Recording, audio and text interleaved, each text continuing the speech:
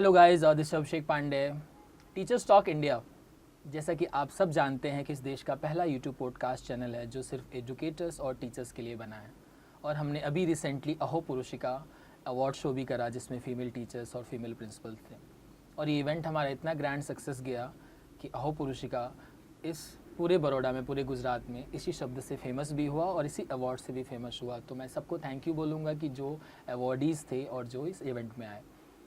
Teachers talk India का जो मोटो है वो ये है कि हर एक टीचर की बात, चाहे प्रिंसिपल भी, कभी कभी मैं बोलता हूँ ना कि प्रिंसिपल भी टीचर थे, तो कहीं ना कहीं हर एक टीचर की बात एक डिफरेंट होती है, क्योंकि हर एक टीचर का एक डिफरेंट अनुभव होता है, अलग अलग जगह पे काम करके, अलग अलग बच्चों को पढ़ा के। सो यही सारी चीज़ें हम अपने इस चैनल पे रखते हैं। और अभी तक इस चैनल्स के जब से हमने दोबारा सीजन 2 शुरू किया है जनवरी से, तब तक हमारे सब्सक्राइबर भी बढ़े हैं, व्यूज़ भी बढ़े हैं, ऑडियंस भी बढ़ी है, गेस्ट भी बढ़े हैं और बहुत अच्छे अच्छे गेस्ट भी आ रहे हैं। तो आज हमारे साथ जो शख्सियत हैं वो हैं सुनील पांड्या सर। इस पॉडकास्ट में जैसे आप सर को देखेंगे आपको लगेगा कि ये बड़ौदा के वेल नोन मैथ्स के टीचर हैं, वेल नोन। स्पेशली सर पहले गुजरात बोर्ड के बहुत सारे बच्चों को पढ़ाते थे, English medium and Gujarati medium. Now उन्होंने सीबीएसई में भी कहीं ना कहीं, क्योंकि बुक सेम हो गई, इसलिए सर वहाँ भी अपनी जो है खास करके अवेलेबिलिटी और जो अपना मोटिवेशन देते रहते हैं।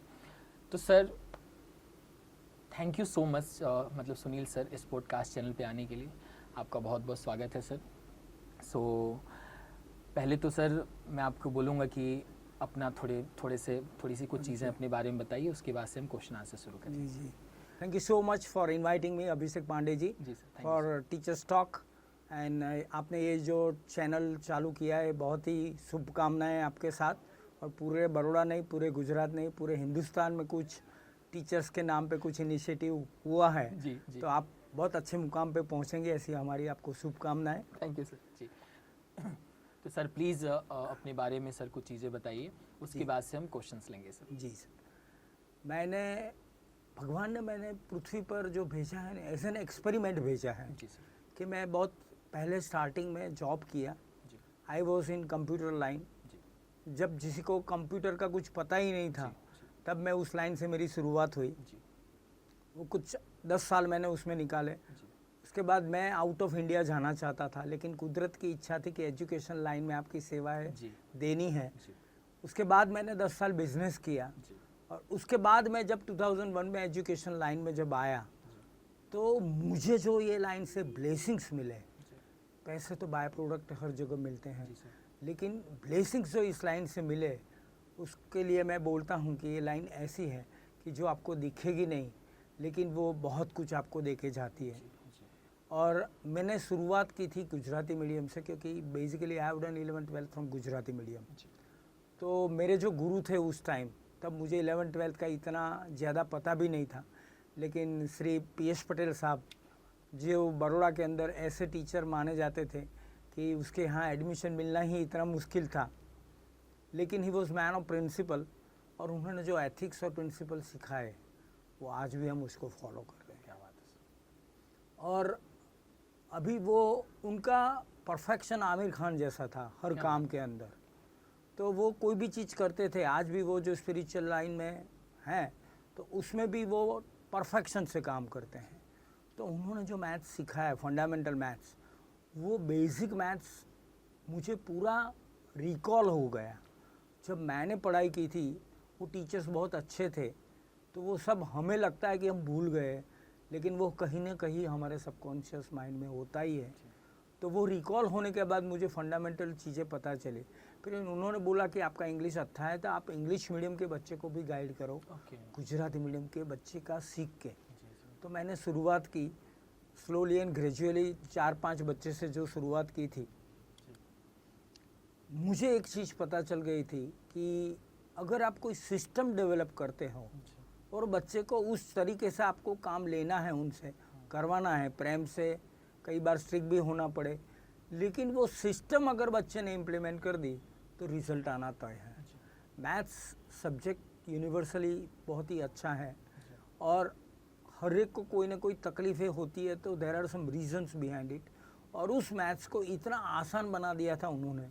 तो वो जो तरीका उन्होंने शुरुआत में सिखाया, और मेरे जो गुरु अभी तक के बहुत सारे जो मैथ्स के थे, उनमें मुझे ऐसा लगा कि इनका मैथ्स इतना अच्छा है, तो वो जो मुझ में ट्रांसफॉर्मेशन आया वो मैंने बच्चों में ट्रांसफॉर्मेशन डाला। और बहुत सारे बच्चे की लाइफ के अंदर मैथ्स का जो फियर रहता था, एक्चुअली फियर ही एक ऐसी चीज़ है जो बच्चे को उसकी सक्सेस से दूर ले जाती है। तो धीरे धीरे करके मैंने काफ़ी बच्चे को वीक से लेके बोर्ड में नंबर आने वाले बच्चे तक का गाइडेंस किया, और काफ़ी बच्चे को वो उस चीज़ का फ़ायदा भी मिला।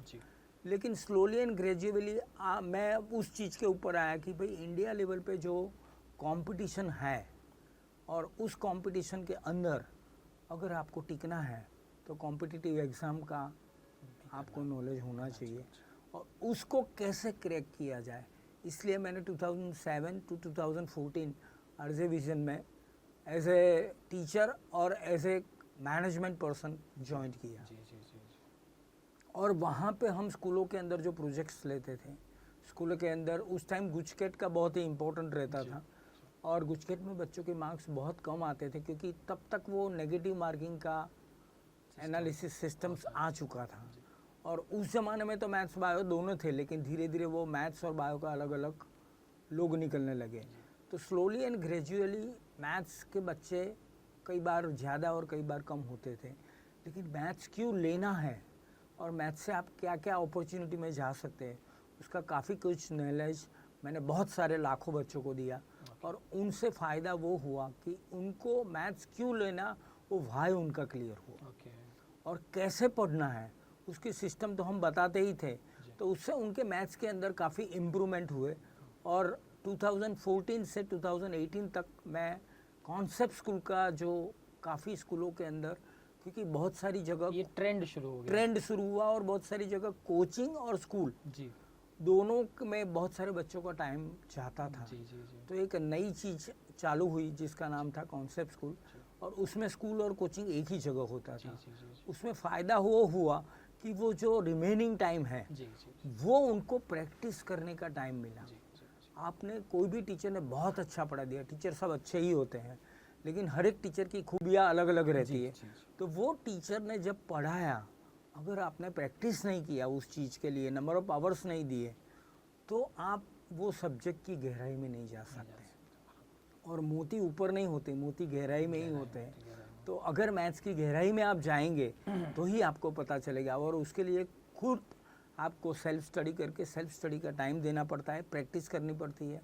कई चीज़ें शुरुआत में नहीं आती है, लेकिन आप अगर 5 से 6 बार उस चीज़ को करते हो तो आपको उस चीज़ पे आपका प्रभुत्व आ जाता है। डेफिनेटली सर, इसमें तो हम कुछ चीज़ें ऐड भी करेंगे।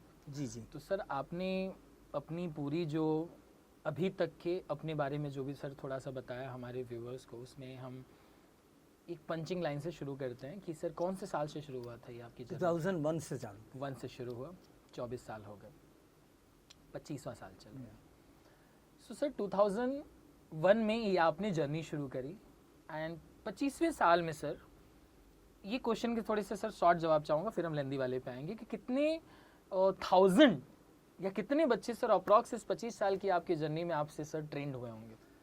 50,000 से ज़्यादा बच्चे ट्रेंड हुए हैं। तो बड़ ऑब्वियस है ये 50,000 बच्चे मल्टीप्लाई बाई 5 और 10 कर लें तो इतने सारे लोग ऑफिशियली अभी तक आपको जानते होंगे। जी। और क्योंकि एक स्कूल में सर जब आप होते हैं तो सिर्फ उस बच्चे को नहीं पढ़ा रहे होते हैं, जी। आप उसके पेरेंट्स से भी टच में होते हैं, उसके जूनियर से भी टच में होते हैं, उसके सीनियर से भी टच में होते हैं। तो सर पहले हम आपकी जर्नी के बारे में थोड़ा बहुत हम समझ रहे थे, अब हम समझने चाहेंगे सर इस एक अनुभव के बारे में जी, कि अगर इस 25 साल का सर कुछ निचोड़ है जी, तो वो सर आपके हिसाब से क्या हो सकता है? पहले तो 2 बहनें हैं, एक आत्मविश्वास और एक भय। अच्छा, ये दोनों बहनें हैं। हाँ, अब अगर आपके अंदर दोनों में से एक तो होगा ही होगा तो दूसरे को अगर निकालने की आपने टेक्निक सीख ली है जी, अगर आपका आत्मविश्वास बढ़ गया है जी। तो 50% आप गेम जीत जाते हो इस चीज़ की। ओके, ये आपका पूरा सर 25 साल का अनुभव है, 1 लाइनर, 2 बहनें, आत्मविश्वास और भय, इसमें से एक तो होता ही है आपके अंदर, दोनों एक साथ नहीं हो सकते। हाँ, इसलिए भय है, लेकिन आत्मविश्वास जैसे बढ़ेगा तो भय चला जाएगा। तो सर हम पहले आपके संघर्ष के बारे में जानेंगे। इस 25 साल में आपने क्या क्या चैलेंजेस फेस किए एजुकेशन में, और कितने बुरे अनुभव रहे हैं, फिर हम अच्छे अनुभव के बारे में बात करेंगे। वैसे बुरे अनुभव तो नहीं कह सकते, हर टाइम कुछ न कुछ सीखना मिलता था। कई बार ऐसे भी हुआ कि कोई रीज़न से बच्चे और पेरेंट्स ने बोला कि हम फीस दे देंगे, लेकिन वो फीस नहीं दे पाए। 1-2 बार फॉलोअप हुआ, 4-5 बार फॉलोअप हुआ। फिर हमने सोचा कि भाई भगवान उससे नहीं देगा तो किसी और से दे देगा। और मेरा ये अनुभव रहा है कि पैसे की जगह उनको आप बेस जो दिया वो पैसे से भी ऊपर था, और कहीं ना कहीं वो उस चीज़ को पूरी ज़िंदगी याद रखता है। तो उस अनुभव से मुझे वो लगा कि कोई बार हमें वो उस चीज़ का उनके एंगल से भी सोचना चाहिए। तो आप सर संघर्ष में 25 साल के संघर्ष में एक मेजर फीस वाला सेक्टर मानते हैं? ज़्यादा कि जब आप ज़्यादा है, इसीलिए आपने शायद इसको बहुत पहले बोला। जी। क्योंकि सक्सेस तो क्या है कि बच्चा और टीचर दोनों को मिलके करनी होती है। टीचर ने बहुत अच्छा पढ़ा दिया लेकिन बच्चे ने नहीं पढ़ा तो आप कुछ नहीं कर सकते। लेकिन एक अनुभव मैं ऐसा कहूँगा कि मेरे पास जो दोनों टाइप के लोग आते थे, एक लड़का ऐसा था कि उसके पापा ने मुझे पूछा कि आप इसको पढ़ाएंगे? बोला हाँ पढ़ाएंगे ना। तो कहने नहीं सर वो बहुत ही इरेग्युलर है, अच्छा, कभी टाइम पे नहीं आएगा, तो अगर आप हो सके तो उससे सुधार दो। तो वो मेरे लिए बहुत ही पैसे से भी रिजल्ट से भी ज़्यादा इम्पोर्टेंट होगा। और you will surprise to know कि जब उस बच्चे को पढ़ाया, 8 बजे का टाइम था, मैं जानता ही था वो कभी 8 बजे सुबह आएगा नहीं, लेकिन धीरे धीरे धीरे धीरे करके मैंने उस चीज़ को 8:05 तक आने पे उसको ला दिया। और जब वो पास हो गया तो उसके पापा का फ़ोन मेरे पे आया, सर मेरा बेटा पास हो गया। मतलब पास होना भी उनके लिए बहुत बड़ी बात है, चैलेंजिंग थी।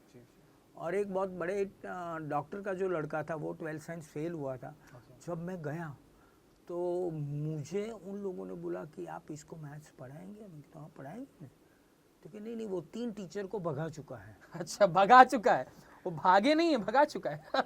एक तो होता है सर कि बच्चे दुखी हो गए, टीचर भाग जाते हैं। फिर उसको मैंने जब मिला तो मैंने पूछा कि भाई सर मेरा टारगेट है 49.9%। अब मेरी लाइफ में कभी स्टूडेंट ने टीचर को टारगेट दिया ऐसा हुआ नहीं था, तो अनुभव मेरे लिए पहला था। फिर मैंने बोला क्यों 49.9%? कि बाहर जो बैठे हैं उनको मुझे डॉक्टर बनाना है, तो मुझे डॉक्टर नहीं बनना है। मैंने बोला ठीक है भाई तुम्हें क्या बनना है? तो कि मुझे जर्नलिज्म करना है लेकिन आउट ऑफ इंडिया से करना। तो उसमें वो अनुभव उस तरह का था कि उनके फादर मदर चाहते थे कि उसको कोई भी डॉक्टरी लाइन में रहे, क्योंकि 40 साल पुराना उनका वो पैसा था, पैशन था, तो उन्होंने सोचा मेरा बेटा भी डॉक्टर हो। फिर मैंने बोला सर उसकी लाइकिंग नहीं है डॉक्टर,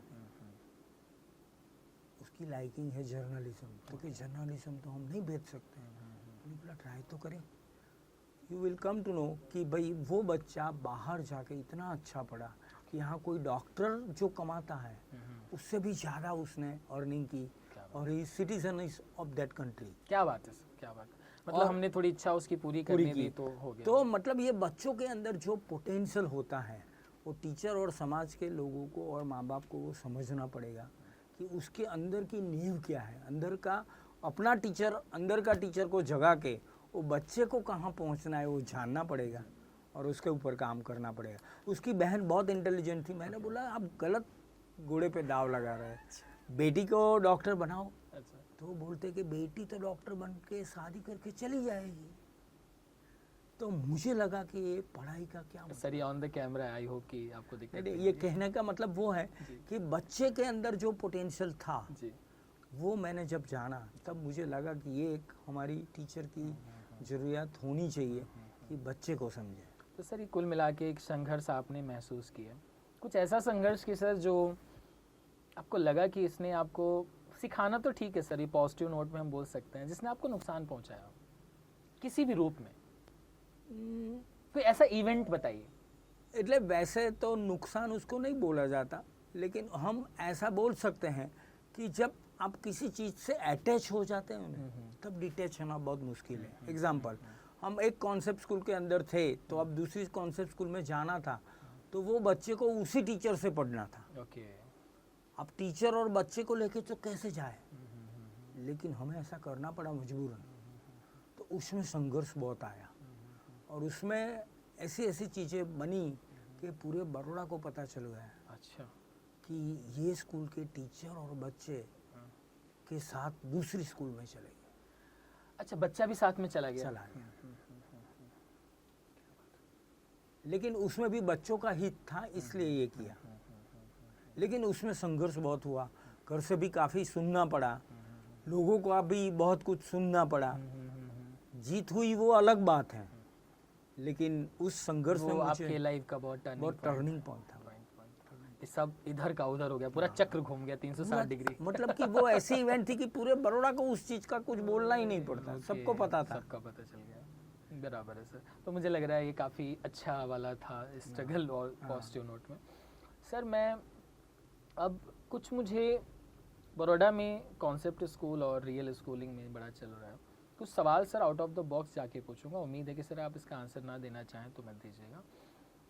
आप sir concept school but obvious से कुछ ना कुछ प्रॉज एंड कॉन्स होते हैं हर चीज़ के। रियल स्कूलिंग के भी प्रॉज एंड कॉन्स हैं, डमी के भी प्रॉज एंड कॉन्स हैं कि डमी किस बच्चा को करना चाहिए, किसको कॉन्सेप्ट किसको करना चाहिए। तो सर आप रियल स्कूल और कॉन्सेप्ट स्कूल में मुझे एक एक बस डिफरेंस बताइए निगेटिव।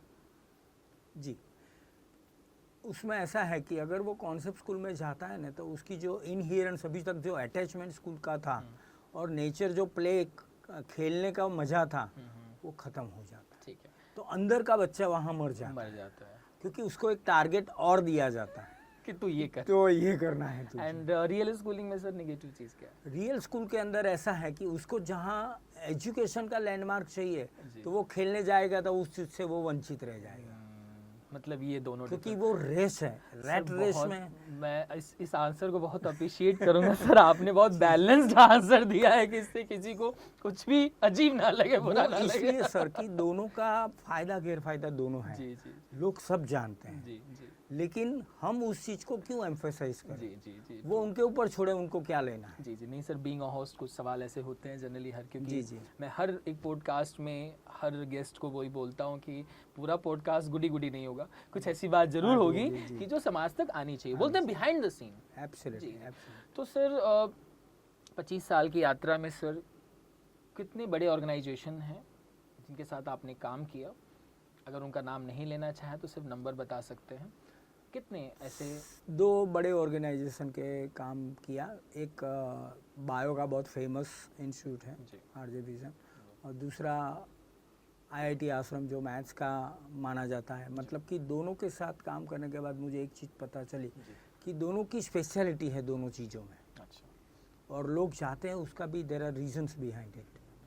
लेकिन दोनों की यूएसपी अलग अलग है और दोनों अपने मुकाम पे बहुत ही बढ़िया रिजल्ट के साथ इंस्टीट्यूट लेवल पे हो गया सर। एंड और स्कूलिंग लेवल पे सर कितने स्कूल के साथ अप्रोक्स आपने काम किया होगा? स्कूलिंग की बात करूँ तो मैंने 2 स्कूल के साथ ही वैसे काम किया है, लेकिन स्कूल के साथ मेरा अटैचमेंट इसलिए ज़्यादा रहता है कि हर एक स्कूल के प्रिंसिपल ट्रस्टी को कहीं ना कहीं कुछ न कुछ चीज़ों के लिए मिलना होता है।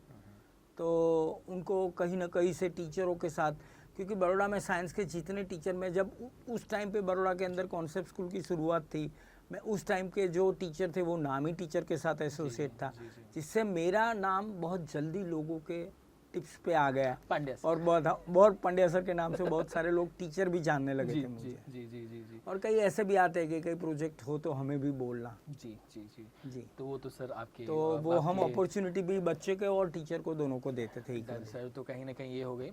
अब सर कोई एक ऐसा इवेंट सर इस 25 साल की यात्रा में कि जिसने आपको लगा हो कि मैं ये इवेंट का ही तो वेट कर रहा था, वो कोई इवेंट बताइए सर। साल के साथ, कौन सा साल था और इवेंट क्या था? सर ऐसी 3 इवेंट हैं। ओके, और तीनों लैंडमार्क वाली है। ओके, पहली बात करें तो वंस अपॉन ए टाइम मेरा एक जब मेरी शुरुआत हुई थी पीएस पटेल सर के वहाँ, तो उस टाइम ऐसा था कि एडमिशन में मैं और पीएस पटेल सर की वाइफ ही बैठते थे।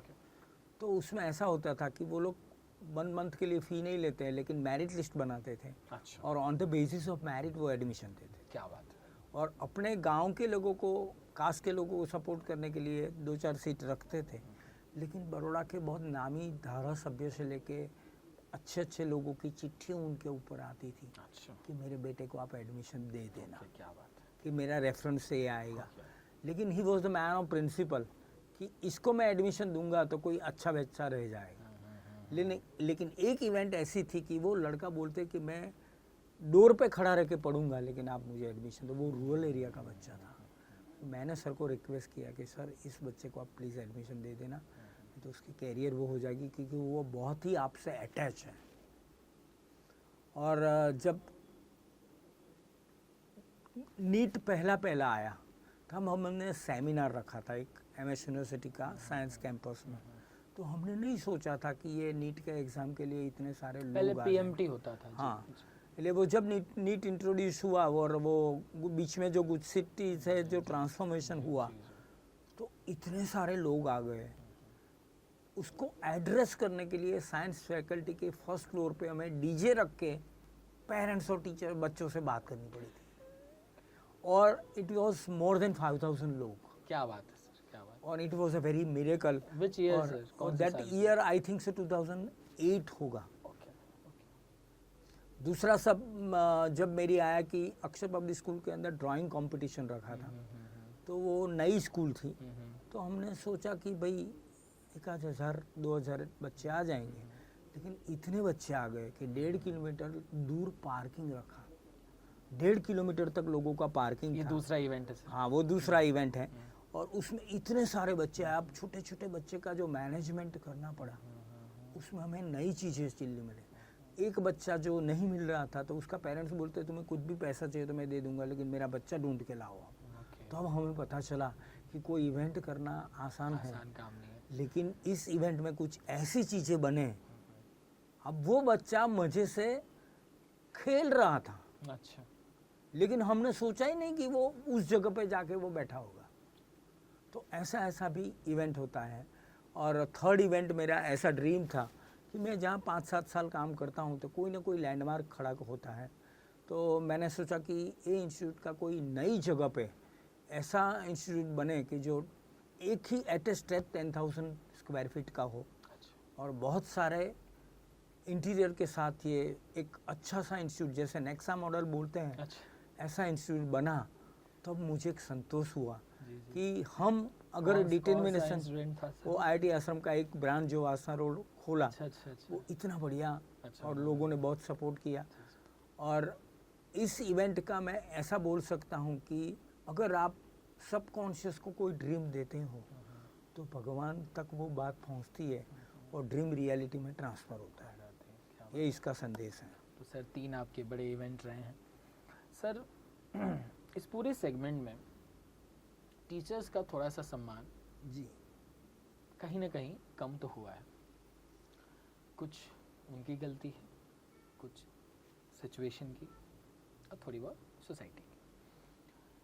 और उसी सर उस जो थोड़ी बहुत न्यूनता आई है, उसी को मैं पूरा करने के लिए ये इनिशिएशन ले रहा हूँ। जी जी जी, कि ये जो ये थोड़ी बहुत अच्छा कमी काम है, कर रहे हैं आप इसकी सर टीचर्स जो के कमी लिए। आई है थोड़ा आगे बढ़े। कि हर एक टीचर सर मेरे लिए एक सेलिब्रिटी है। जी अगर मुझसे पूछे कि मैं किसका इंटरव्यू, एक बड़े बॉलीवुड स्टार का कोई अगर मुझे बोले कि मैं तो उतना तुच्छ इंसान हूँ कि अभी वहाँ तक पहुँचा नहीं हूँ मैं, लेकिन अगर कभी भविष्य में मौका मिलेगा, मुझे कोई बोले कि आप इन बड़े स्टार का करो और एक टीचर का करो, तो I would like to choose a teacher. तो सर जो टीचर्स का आज के दिन में जो भी वैल्यूएशन या एज ए रिस्पेक्ट थोड़ा सा जो कम हुआ है, उसके बारे में आपकी राय क्या है, और इसमें दोष कहाँ आप थोड़ा सा देखते हैं? Actually charity begins at home. हर एक सिटी, हर एक स्टेट, हर एक कंट्री का एजुकेशन पॉलिसी रहता है। अब मैं ऐसे एजुकेशनलिस्ट सिटी एक कंट्री वाले को मिला था कि जहाँ 2 बजे के बाद कोई पढ़ाई नहीं होती है, कोई स्कूल में आपको बुक घर से लेके नहीं जानी होती थी, और वर्ल्ड का बेस्ट एजुकेशन कंट्री है जिसका नाम है फिनलैंड। जी जी जी हम भी जान जी जी। और उनके साथ बातचीत करके मुझे लगा कि वो लोग इतने ग्राउंड टू अर्थ, इतने ऑनेस्ट, इतने ट्रांसपेरेंट थे कि हमें वीज़ा से लेके सब कुछ करने के लिए तैयार थे। लेकिन वो बोले कि एजुकेशन सस्ता मत दो, एजुकेशन महंगा दो, और ऐसा पूरे वर्ल्ड में कहीं नहीं है। वहाँ प्राइमरी टीचर का पगार सीनियर टीचर से ज़्यादा है। और वो बोलते हैं कि अगर आपका फाउंडेशन स्ट्रांग है तो आपका बिल्डिंग अच्छा ही तो है। आप ये बोलना चाहते हैं कि सर अगर टीचर का एक्चुअल सम्मान करना है तो उनकी मॉनिटरिंग चीज़ को बढ़ा देना चाहिए। उसको दूसरी सोच ही नहीं आए, उसको पूरी पैशन के साथ वो पूरी पढ़ाई बेस्ट मतलब दे। अगर एक्स अमाउंट मिल रहा है तो एटलीस्ट 4x 5x कर देना चाहिए। वो इसलिए कि चाणक्य जैसा टीचर जी आज तक पैदा नहीं हुआ। सर, ये सुन के टीचर्स कम्युनिटी बहुत खुश होगी कि अगर उनको 1 रुपये सैलरी मिल रही है एग्जाम्पल के तौर पे, तो हमारा बिलीफ है, आप खुद मानते हैं सर, कि उन टीचर को कम से कम 5 रुपये मिलना चाहिए। और ये हर स्कूल, हर इंस्टीट्यूट कम से कम इतना तो सक्षम है ही कि 1 रुपये की जगह 1.5 रुपये दे दे, 2 रुपये दे दे। कहीं ना कहीं ये बहुत बड़ी बात बोली सर आपने। तो सर मैं चाहूँगा कि इस प्लेटफॉर्म से आप रिक्वेस्ट करिए या एक तरह का एडवाइस करिए या एक तरह का सजेशन दीजिए कि हर एजुकेशन कम्युनिटी में कम से कम टीचर को उसके अनुभव के हिसाब से कम उसको मॉनिटरिंग बेनिफिट दिया जाए, जिससे वो इससे और खुश हो सकें और सम्मानजनक स्थिति महसूस करें sir. There are some country कि जहाँ पे टीचर अगर कोर्ट में जाता है तो जज और पूरी कम्युनिटी खड़ी हो जाती है। जी जी जी जी, यहाँ है। चलो हम वो वहाँ तक तो नहीं पहुँच सके लेकिन कम से कम उनको मॉनिटरिंग फायदा और एक पूरा रिस्पेक्ट मिले टीचर का। उनको हर एक्टिविटी में आप डाल देते हो कि टीचर फ्री है तो उसको भेज दो, वो गलत है। उससे क्या होता है कि उसको लगता है कि मेरा तो कोई वैल्यू ही नहीं है। अब टीचर अपने आप में जब गिर जाएगा ना, इससे सर प्रिंसिपल और ट्रस्टी लोग नाराज होंगे। लेकिन टीचर को जब तक आप रिस्पेक्ट नहीं देंगे तब समाज नहीं देगा, जब तक समाज नहीं देगा तब तक बच्चे नहीं देंगे। अब कई लोग अभी कंप्लेन करते कि अब पहले जैसे बच्चे नहीं रहे, लेकिन अब पहले जैसे टीचर भी नहीं रहे। तो कुल मिला के सर स्कूल ओनर्स या जो प्रिंसिपल जो भी टॉप पे बैठे हुए हैं, दे शुड रिस्पेक्ट फॉस्टर। पूरी सोसाइटी की रिस्पॉन्सिबिलिटी है। मैं कोई एक सेगमेंट को नहीं बोलता हूँ सर। एक पॉडकास्ट में मैं बोल रहा था कि असेंबली होती है, अगर कोई टीचर अच्छा किया है, चाहे उसकी क्लास का रिजल्ट अच्छा रहा हो या एनुअल फंक्शन में बहुत अच्छा काम किया हो, तो क्यों ना असेंबली में माइक के साथ बोला जाए कि एक्स मैम या एक्स सर ने बहुत अच्छा किया, अब बच्चे ताली बजाओ। और एप्रिसिएशन तो सर ये भी जो जिसमें कॉस्ट नहीं लगना है वो काम भी सर थोड़ा मुश्किल से हो पा रहा है। तो ये तो जो हम बात बोल रहे हैं उसमें तो सर पूरा अकाउंट सिल जाएगा। लेकिन ऐसा भी सोचने में तो कोई बुराई नहीं है। यही बड़ी बात है सर, यही बड़ी बात है। दूसरी बात की अगर आप आज देखो भाई, अब्दुल कलाम ने भी बोला था कि जिस कंट्री का एजुकेशन सिस्टम अच्छी हो जाएगी तो कंट्री अपने आप सुपर पावर हो जाएगी। क्यों अमेरिका हम जाते हैं, क्यों जाते हैं? तो अगर आपको उस लेवल पे सोने की चिड़िया बनाना है इंडिया को, तो एजुकेशन के पढ़ाने वाले टीचर को आप अपलिफ्ट करेंगे। कोई नहीं सर, हमारा प्लेटफॉर्म है, हम लेके जाएंगे 100-200 आवर्स का कंटेंट रखेंगे इस देश के सामने। जी, देश में आने वाले समय में सर ये ऐसा प्लेटफॉर्म मैं बनाऊंगा, ये मेरी पूरी कोशिश है, चाहे सर जितने भी समस्या रहे जीवन में, लेकिन मेरा इच्छा बहुत है कि इसमें ऐसा एक कंटेंट बने ना सर कि 10 साल बाद भी लोग ये कंटेंट देख के बोले हैं कि किसी ने 10 साल पहले आने वाले 20 साल के बारे में डिस्कस करा था। तो ये इनिशिएशन है सर मेरा। एंड सर आपने जो आज बोला है उससे कोई ट्रस्टी और कोई स्कूल का जो ओनर है वो कहीं ना कहीं मतलब नाराज ना हो सर, क्योंकि सर जो बात कर रहे हैं वो हम सबकी बात कर रहे हैं। जी कि अगर एक टीचर मॉनिटरिंग बेनिफिट सम्मान के साथ आएगा तो सर वो टीचर के साथ साथ स्कूल भी तो ग्रो करेगा। ऑब्वियसली पूरा मैंने समाज बोला ना, पूरा कंट्री कोड कब होगा जब ये पूरी सिस्टम डेवलप होगी। मैं हर वक्त बोलता हूँ whenever there is a system you will get the result. तो सिस्टम की शुरुआत आज नहीं तो कल आपको करनी ही पड़ेगी। ऐसा भी था, तक्षशिला नाम ऐसा था कि लोग वहाँ से यहाँ पढ़ने आते थे। तो क्यों आते थे? और अपने ऋषि मुनि ऐसे थे कि जिनको मैथ्स फिजिक्स केमिस्ट्री सब आता था। तो ये तो वो कंट्री है कि जो ऋषि मुनि का देश कहा जाता है। तो ये इसके लिए कोई भारत के लिए नई बात नहीं है। देखिए सर, मेरा प्लान तो है एक आश्रम बनाने का। तो मैं चाहता हूँ गुरुकुल जैसे मतलब हॉट एकदम झोपड़ी जैसे हो, पढ़ाया फिजिक्स ही जाए लेकिन झोपड़ी वाला माहौल हो। Let's hope for the best sir. So Pandya sir, हम आते हैं अगले क्वेश्चन की तरफ सर, कि इस 25 साल की यात्रा में सर आपने बड़े इवेंट्स बताए, स्ट्रगल बताया और सारी चीज़ें बताई। अब सर मुझे आज से 10 साल पहले एक पेरेंट का जो बच्चा है एक थर्ड में होता है तो उस पेरेंट की सोच थर्ड स्टैंडर्ड के पेरेंट वाली रहती है। जब वो 10th में आता है तो सेम पेरेंट की सोच अलग होती है, जब ग्रेजुएशन होता है तो उसकी सोच अलग होती है। साथ में उम्र का गैप तो हो ही रहा है क्योंकि बच्चा भी बड़ा हो रहा है। तो सर क्या आपको लगता है कि पिछले 10 साल पहले जो पेरेंट की जो सोच थी वो आज के जो पेरेंट की सोच है उसमें क्या फ़र्क है? बच्चा उस समय, मैं क्वेश्चन फिर से रिपीट करता हूँ, 3rd स्टैंडर्ड के पेरेंट 10 साल पहले, 3rd स्टैंडर्ड के पेरेंट आज, क्या फ़र्क है? बहुत फ़र्क है। फ़र्क इसलिए है कि एजुकेशन का फ़र्क आया है। अब सोशल मीडिया इतना डेवलप हो चुका है, उसकी वजह से पेरेंट्स को पता चलता है कि कौन सा क्वेश्चन पूछना है और मेरे बच्चे को कहाँ मुझे ले जाना है। पहले ऐसा था कि वो पूरा ट्रस्ट के ऊपर था कि मैंने इस स्कूल या इस टीचर के पास मेरा बच्चा पढ़ता है तो वो अच्छे लेवल पे पहुंच जाएगा।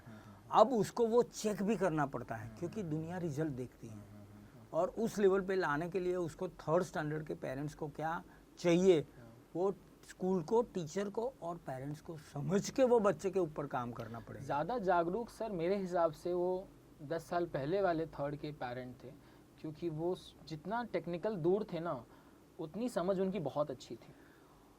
वो बात सही है, लेकिन वो ट्रस्ट के ऊपर थे जी। अब ट्रस्ट नहीं, मुझे रिजल्ट देखना है। और उसको उसका बच्चा, मेरा बच्चा घर पे बहुत तूफान करता है तो स्कूल में जाके शांत कैसे हो जाएगा? अब वो एक्सपेक्ट करता है वो चीज़, तो वो फर्क है। जी। तो खैर सर, इसमें अब सेम चीज़ सर बच्चों के लिए भी लागू हो जाती है कि सर एक और प्रिंसिपल मैम आई थी, उन्होंने सोशल मीडिया के पॉजिटिव एस्पेक्ट्स भी बताए कि 2 बच्चे हैं, एक बच्चा सोशल मीडिया, दोनों बच्चे 1-1 घंटे सोशल मीडिया यूज़ करते हैं। एक सोशल मीडिया प्रोडक्टिव यूज़ करता है और एक social media as a deproductive या फिर as a wastage of time use करता है। दोनों की सर मानसिक अवेलेबिलिटी सेम है। तो सर वो जो डिप्रोडक्टिव है, जो वेस्टेज वाला बच्चा जो 1 घंटे सोशल मीडिया यूज़ कर रहा है, चाहे वो गेम खेल रहा हो या कोई भी कर रहा हो, उसमें भी आज के दिन में समाज स्कोप ढूंढने लगा है। कुछ यूट्यूबर गेम खेल के करोड़ों कमा रहे हैं, तो एक बच्चे को लगा कि मैं भी गेम खेल के करूं, पढ़ के क्या हो रहा है। फिर दूसरी बात आती है सर कि हमारे देश में पढ़ लिखने के बाद बहुत सारे चैलेंजेस हैं, कम पढ़े लिखे बच्चे के साथ अलग चैलेंजेस हैं। तो सर एक बच्चा अपना कैरियर ऑप्शन जो चुनता है वो इस बात पे चुनता है कि मैं बिना पढ़े भी मेरा भविष्य सफल हो सकता है। इसके बारे में सर आपकी क्या राय है? बेसिकली पढ़ाई क्यों चाहिए वो वाई क्लियर नहीं है। उनको एक्चुअली काबिल बनाना है। कोई भी डिग्री लो आप, वो डिग्री के साथ आपकी एंट्री होगी, लेकिन आप काबिलियत नहीं होगी तो आप कहीं ना कहीं पीछे पड़ जाएंगे। और दूसरा, मैं सब पेरेंट्स और सबको रिक्वेस्ट करता हूँ कि 2 बच्चे को कभी कंपेयर मत करो। दोनों को भगवान ने अलग अलग काम के लिए पृथ्वी पे भेजा है, तो उनकी जो इनहेरेंस है वो अलग होगी। Do not compare your child with others. Sir parent, थोड़ा मैं इंटरप्ट करूंगा, पेरेंट स्पिरिचुअल हो के भी ये बात क्यों नहीं समझ पाते? वो इसलिए नहीं समझ पाते कि वो रामायण पढ़ते हैं, वो महाभारत पढ़ते हैं, वो कथा भी सुनते हैं, लेकिन उसके बाद भी ये वाली बात नहीं रोक पाते। वो इसलिए कि उसको सब पता है, लेकिन वो चाहता है कि वो बच्चा जो पहुंचा इस टीचर से पढ़ा। अब टीचर तो सबको सेम ही पढ़ाता है, लेकिन उसका मार्क आया और मेरे बच्चे का क्यों नहीं आया। वो बच्चे की वीकनेस एक्सेप्ट करने को तैयार नहीं है। बच्चा जो लेवल का है वो एक्सेप्ट करने को तैयार नहीं है। रीज़न वो है कि दुनिया सक्सेस देखती है। दूसरा कि मैंने जो पहले बोला कि वाई एजुकेशन। अब कोई बहुत पढ़ा लिखा इंसान है लेकिन उसको मैनर्स नहीं आती, तो वो पढ़ाई आप क्या करेंगे? तो वो एजुकेशन सिस्टम में ही बहुत सारी चीज़ें। अब मैं बताऊं कि कोई भी बच्चा पढ़ के इंजीनियर बनेगा, लेकिन उसको कभी हिसाब किताब नहीं पता होगा। अब वो जब तक बैलेंस शीट जानेगा नहीं, तब तो लाइफ में जब संघर्ष आएगा तभी सीखेगा उस चीज़ को, तो तब तक तो काफ़ी लेट हो जाता है। सर कंपैरिजन में थोड़ा इंटरप्ट करूंगा। सर जो कंपैरिजन एक पेरेंट कर रहे हैं अपने 2 बच्चों में, मैं कभी कभी देखता हूँ वो कंपैरिजन तब चल रहा होता है जब सामने टीवी पे कोई कथावाचक रामायण, शिव पुराण ये सब कर रहे होता है। तो सर हमारे पेरेंट्स जो हैं स्पिरिचुअल हैं सर? बिल्कुल मना नहीं है। शिव पुराण सुनते हैं, रामायण देखते हैं, महाभारत का पूरा, भगवान गीता, सब ये सब चीज़ें सर वो लोग देख रहे होते हैं। तो सर ये थोड़ी सी बात कि कंपैरिजन जरूरी नहीं है, ये सर मतलब क्यों नहीं समझ पा रहे हैं?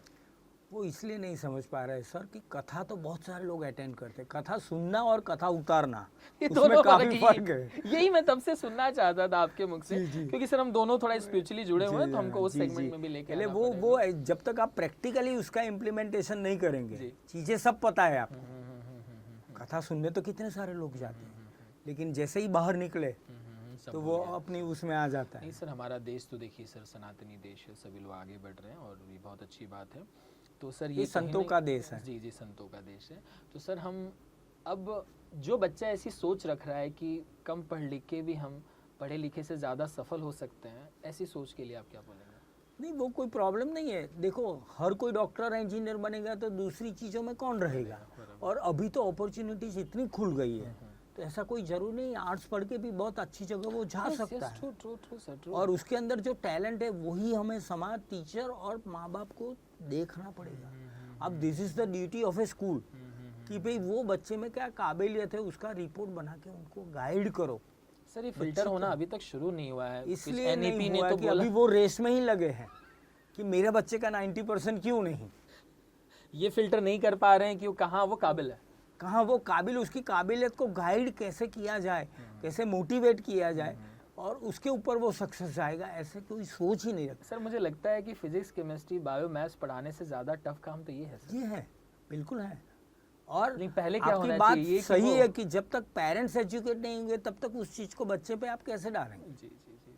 तो सर ज़्यादा पहले क्या काम करना चाहिए? मैथ्स का पहला चैप्टर, फिजिक्स का पहला चैप्टर, केमिस्ट्री का पहला चैप्टर, बायो का पहला चैप्टर, कि पहले ये इवैल्यूएशन की वो किस तरह के काबिल है, क्या पहले होना चाहिए? पहले इवेल्युएशन होना चाहिए कि आपका पेरेंट्स, कई स्कूलों पेरेंट्स का इंटरव्यू क्यों लेते हैं कि हम उस बच्चे को उस लेवल पे पढ़ाए, उससे पहले उनको वो है कि नहीं वो तो चेक करें। अब वंस अपॉन अ टाइम तो सब गुजराती मीडियम के ही पेरेंट्स थे, लेकिन आज भी गुजराती मीडियम के डॉक्टर्स अमेरिका में कैंसर के स्पेशलिस्ट हैं। है सर, है। એટલે लैंग्वेज कोई बैरियर नहीं है। दूसरा कि हर एक के अंदर कुछ ना कुछ है और हर एक के अंदर कोई ना कोई पोटेंशियल है। जी। हर एक को डॉक्टर और इंजीनियर मत बनाओ आप, और और वो बनेगा भी नहीं। और जो ये काबिलियत ढूंढ ले सर ना, वो मोर दैन शिक्षक है, मोर दैन टीचर। मुझे लगता है एक्चुअल मानने में वो गुरु है। वही है, और हर एक सेक्शन के गुरु होने चाहिए। स्पिरिचुअल का गुरु अलग, टीचिंग का गुरु अलग, किसी को घोड़ेसवारी सीखना है तो उसका भी वो गुरु हो सकता है। नहीं सर, हम स्पिरिचुअल, सर मैंने थोड़ा आपकी प्रोफाइल पढ़ी तो आप स्पिरिचुअल कोचिंग कोच वाले मोड में भी हैं, तो हम उसके लिए सर एक प्रॉपर एपिसोड करेंगे स्पिरिचुअलिटी पे जी। क्योंकि मुझे और लगता है सर मैं थोड़ी आउट ऑफ द ट्रैक बात इस तरीके से करता हूँ कि अभी सबसे बड़ा प्रॉब्लम है हेल्थ बच्चों का। ओके। बहुत सारे बच्चों को जो हेल्थ चैलेंजेस है वो मैं ये प्लेटफॉर्म से बोलना चाहूँगा कि वो फास्ट फूड का जो उनको हैबिट डेवलप हो चुका है जी। तो वो उनके लिए बहुत डेंजरस है आगे जाके। और आज बच्चे की इम्यूनिटी इतनी लो होने लगी कि थोड़े से ही चेंज होने से वातावरण में वो उसको कुछ न कुछ ताव जुकाम आ ही जाता है, और कुछ वो छुट्टी ले लेता है स्कूल के अंदर, कोचिंग के अंदर। तो what I mean, father mother को इस चीज़ और टीचर को भी हेल्थ कैसे इम्प्रूव हो। और ये प्लेटफॉर्म से मैं कहना चाहूँगा जी सर, प्लीज। कि मुझे लगा कि टीचर एक अच्छा हेल्थ कोच होना चाहिए, अच्छा। क्योंकि उसकी इन्फ्लुएंस, कई बार पेरेंट्स आके मुझे बोलते हैं कि हमारी नहीं सुनता है लेकिन आपकी यस सुनेगा। Yes true. तो वो बोलते हैं आप उसको समझाओ। जी। और पर्टिकुलरली जब एग्ज़ाम नज़दीक आती है तब तो ये काउंसलिंग इतना सारा क्यों होता है, क्यों ऑनलाइन के अंदर इतना सारा प्लेटफॉर्म लोगों को चाहिए, तो रीज़न इज दिस वन। नहीं सर, बढ़िया है। सो पांड्या सर, हमने उम्मीद है कि सारे ही टॉपिक्स आज कवर करें हैं, लेकिन हमको लग रहा है कि एक और एपिसोड हम शूट करेंगे जी। और पता नहीं सर, मुझे जिस डिस्कशन के दौरान मुझे लगता है ना, मैं उसी डिस्कशन के दौरान बोल भी देता हूँ कि will shoot one more episode. So sir, Pandya sir, और thank you so much. Thank you so much कि ऑल्सो सर यू ऑल्सो कि आप आए सर। ये नहीं सर, प्लेटफॉर्म पे हमें आप सर हमारे लिए, बीइंग अ टीचर मैं हूँ सर, आप हमारे लिए बुजुर्ग हैं और पूरे सर एक तरह के गाइड पर्सन है सर, कि जो भी आज के दिन में यूथ या कोई नया टीचर भी बनना चाह रहा है सर, वो इस चीज़ को सुने और अनुभव से वो शायद उस क्लास में कुछ कॉन्सिक्वेंसेस जरूर दूर कर सकता है। बिल्कुल कर क्योंकि जब भी सर आपकी वो 20 साल 25 साल की यात्रा को अगर सुनता है वो इंसान, तो आत्मविश्वास और भय वाली लाइन उसके जरूर काम आ सकती है। जी, जी। क्लास को कैसे कंट्रोल करना है, कैसे शांत रखना है, ये भी काम आ सकती है। क्योंकि सर टीचर क्या है ना सर, मल्टीटास्क है। एक ऐसी पॉडकास्ट में मुझे किसी ने बोला कि हर एक क्लासरूम एक टीचर के लिए उसकी दुनिया होती है। वो उस दुनिया में गया, अब उस दुनिया को कैसे वो संवारता है ये उसके ऊपर है। तो सर बड़ा अच्छा लगा sir, thank you so much sir, आप आए इस हमारे पॉडकास्ट चैनल पे सर। और बहुत बड़ी बात है सर हमारे लिए कि पहले मुझे लगा कि यही से शुरुआत करनी चाहिए थी, लेकिन देर आए दुरुस्त आए। सो थैंक यू गाइज, आप टीचर्स टॉक इंडिया पॉडकास्ट देख रहे हैं, इस देश का पहला यूट्यूब पॉडकास्ट चैनल जो सिर्फ टीचर्स के लिए बना है। आज हमारे साथ थे पांड्या सर। प्लीज़ आप इस वीडियो को लाइक करिए, शेयर करिए, सब्सक्राइब करिए। जनरली मैं ये वाला बोल नहीं पाता हूँ पोर्शन, क्योंकि पता नहीं मैं बोलूँगा तो आप फिर भी सब्सक्राइब करेंगे कि नहीं करेंगे, इसलिए क्योंकि अब मेरी ड्यूटी बन गई है कि मैं चाहूँ कि ये चैनल ज़्यादा से ज़्यादा ग्रो करे। So thank you for watching this and thank you.